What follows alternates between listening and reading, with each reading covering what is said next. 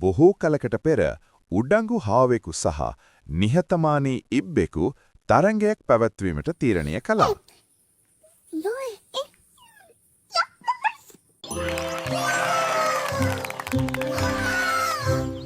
කැලේවේ සතුන්ගේ ප්‍රීතිඝෝෂා මැද්දේ තරඟේ ආරම්භ විය. ඉබ්බාගේ හිමින් ගමනට සිනාසෙමින් හාවා වේගයෙන් බොහෝ දුරක් ඉදිරියට දිව ගියේය. හිමින් සීරුවේ නමත් නොනවත්වාම ඉදිරියට ගිය ඉබ්බා නිදා සිටි හාවා පසු කර ගියේය. තමා පහසුවෙන්ම ජයගන්නා බවට දැඩි විශ්වාසයකින් හාවා සෙවණ ඇති ගසක් යට විවේක ගැනීමට නැවතුණි. අවසානයේදී හාවා තවමත් නිදා සිටියේදී ඉබ්බා ජයග්‍රාහී සීමාවට ළඟා විය.